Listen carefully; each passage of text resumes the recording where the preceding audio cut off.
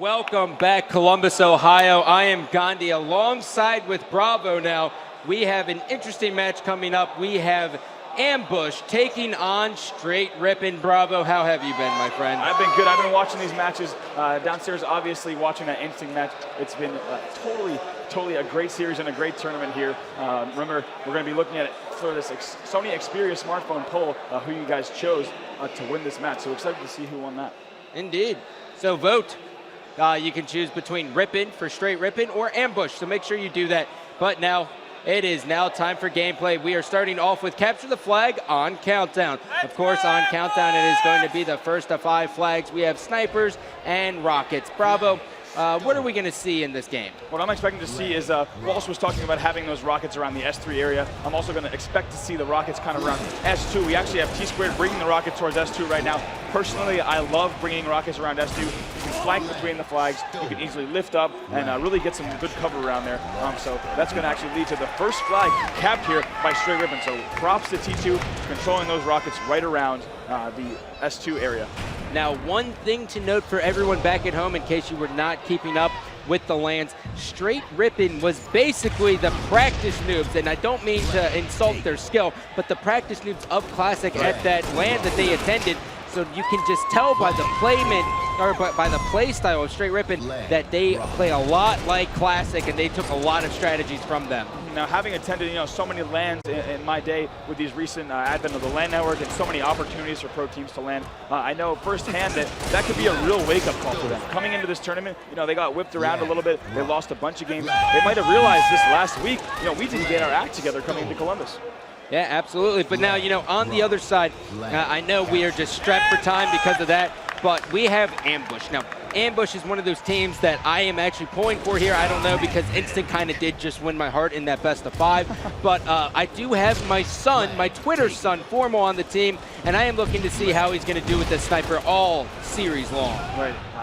Myself as well. Formal, kind of in the offseason, made himself known as such a dominant sniper, had a huge streaming audience, and a lot of people took note of just how dominant he was, usually grabbing snipe for his team off the start. Now, I want to know, Scott, really quickly, what does one have to do to adopt a Twitter son? Well, it goes like this. So I saw him on Twitter, and he posted a clip, and I said, Formal, do you want to be my son? And he goes, yeah, I'll do that. I'll be like, one condition. Do you watch Ninja Warrior? And he goes, every day, and I go, you're my son. And that was it. That was it. Wow. So the start of something beautiful, really. Yeah, that's, it's a strong connection he and I have. We look the same. What? Okay, well, moving on back to the gameplay. Each team has one another's flag. Obviously, for any of you who are not usual to the Halo Reach competitive scene, you cannot capture the flag on Countdown unless it is at home. So we're going to wait to see who wins this standoff. And that's a very interesting point that you made. Now, in these standoff situations, we see as sometimes the gameplay gets really slow, and other times it just becomes hectic. This is where communication will prevail. And look at Ninja. He's going to be holding the flag right here at the drop down, and now he is getting in a position to push in, but Cloud is just doing an incredible job with these rockets. He has 3 more to go. Right, for any of you who might have been paying attention to the clock there, Cloud right around the 27-14 mark, heads down to Big Door, and goes ahead and grabs the rockets. Somehow didn't get that kill, but grabs the rockets right on time. Surprisingly didn't have that much of a problem grabbing them, and we're still in a standoff now, but we have Mikwin with the rockets. He's reloading them. Bottom tri-lift is going to lift up top. Let's see what he can do. Hines is just at the opposite tri-lift now. Mikwin's going to be able to pick up a double kill with these rockets. Hines is going to be cleaned up, and it looks as though Str8 Rippin will be able to possibly get a flag return. APG is the only one left. And it's kind of interesting to see APG be forced in a situation where he has to not be able to charge. Right. It's very, very unusual. Yeah, he's a very aggressive player, and his team is usually right behind him, as we talked about in the pregame show. That's going to be a last-minute flag reset. And the crowd is getting behind everyone here because everyone loves Halo, and we love Halo Reach. That's what we're liking. Right, as you guys were saying earlier, I mean, these new settings, I think everyone's so happy here. There's a sense of unity.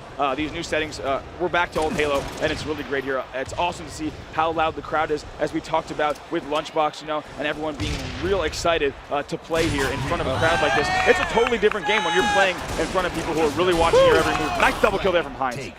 3 members down for Str8 Rippin here as they're coming off the respawn. We have Strongside moving across the catwalk. He is in a position to stop this flag, and he is unable to do so. But luckily, Ninja has got the window spawn, and he will be able to get some nades in there. Out pulls the sniper, and he actually connected with a shot right in Strongside's back. But unfortunately for him, Ambush will be able to put in that second flag. Right, Cloud putting that flag in mainly because he had help coming back. He had an escort, as you saw, even though he got grenaded. Had that flag not been capped, they would have had help to cap it right away. So that's going to be huge. We're going to see a big difference there from the pro teams to the amateur teams. You know, these pro teams always escorting their flag carrier. So if there's a last-minute grenade that goes off or kills the flag, they're going to be able to run that in, you know, and not worry about having to rush back. They're just going to be working as a team throughout the entire game. And there's a lot to prove for both of these teams here. I mean, when you look at this Ambush squad, all throughout the offseason, people said all they do is pull host, and that's why they win all these series, and then that goes back and forth. And on the other side, Str8 Rippin here, they kind of got bullied online, and they got bullied at the LAN they attended. So they're just here they have a big chip on their shoulders. They want to prove to everyone that they belong here, especially a player like Ninja who has 2 top 8 placings. And with his fan base, you would expect him to have multiple top 8 placings, but he's just kind of falling in that 9 through 12 range.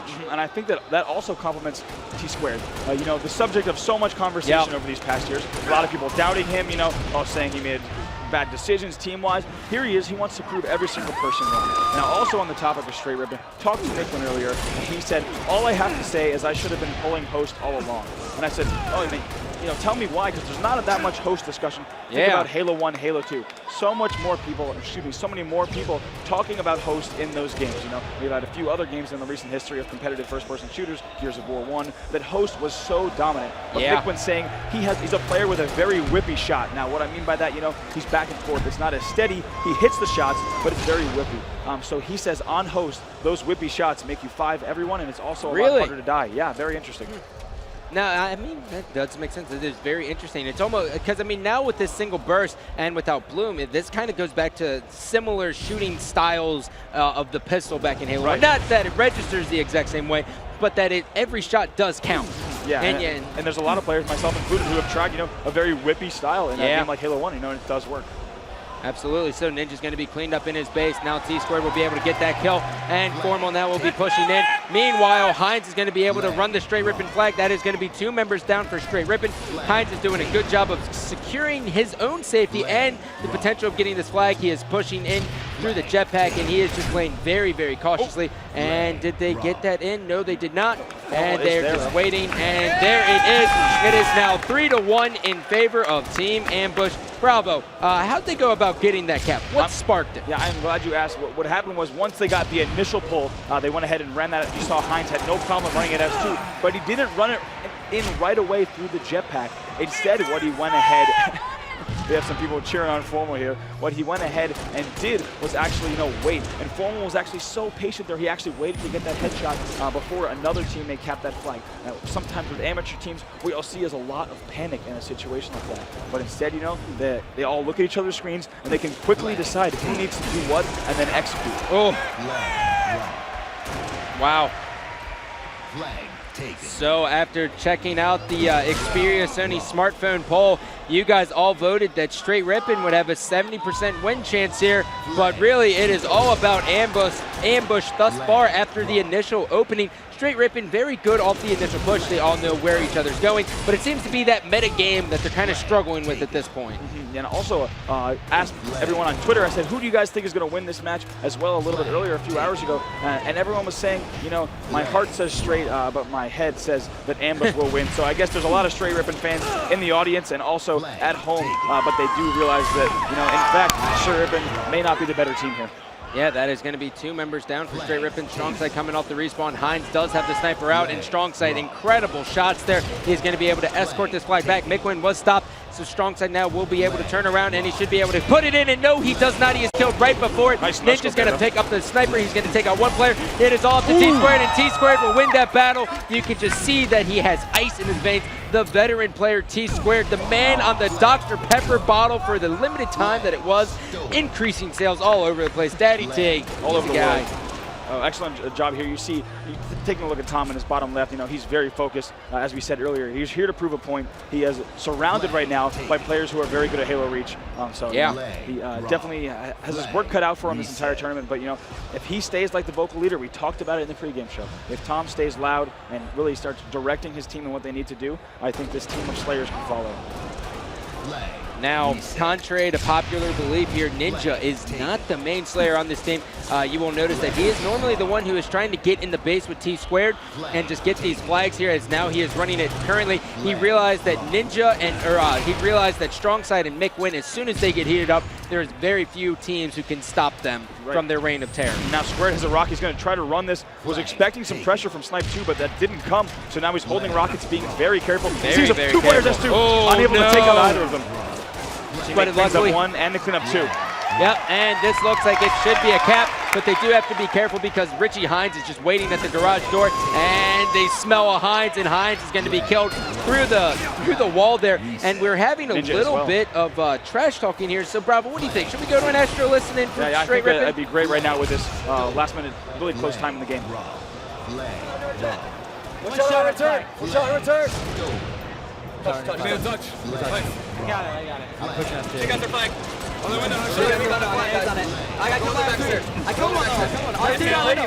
I see it out window. I went up to you. Guys. Step out my mic. Step out window. I'm flagging on return.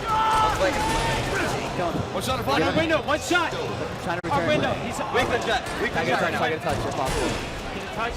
You can. Up window again. Our jet behind you in our window. I played it, but we got a good spot. Nade it. He's on Reed. He's got Reed. No, never mind. Yeah, I got it. Okay. All right, don't worry about it. Let's step it up right here. Watch out. They're winning a jet. They're jet. I'm going outside. He's going to be S3. Our window. Watch out bottom side. Weaker flag, Mike. Weaker flag, Mike. Bottom side. Outside. Yes, sniper, our window. Sniper, our window. Outside. I got him. Watch out bottom side. He's going to lift up a, he's going to be outside or our bottom drop. One of those two. I have sniper. They went up. Last weaker flag. Big.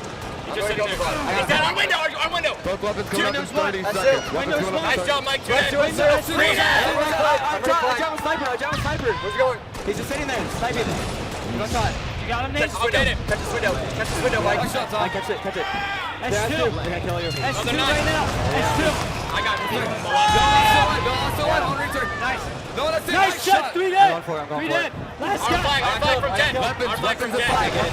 Returning. Nice stick. Rockets. All flags are down in the exact same spot. We can't get a touch. Yeah, no, I'm just saying. On Rockets, one shot. One shot or big. Let's set the shit up. 4 balls on 1 shot, guys. ABT's they're big. I already killed one. Almost in. All right, nice. Let's get these rocks, guys. They're big. I got killed from S2, guys. Cloud. They're big. Cloud has sniper S2. Cloud has sniper S2. He's on window. He's the last one. 2 on window. They're big. They got me. They're big right now. We're gonna get rockets. They have rockets going. Training. Our training with rockets. We gotta stop this flag, guys. Last guy. Go window. We got shots. Can't get it.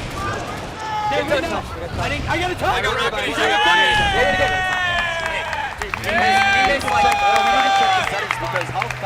And there we see as Ambush will take game number 1, capture the flag on Countdown. Bravo.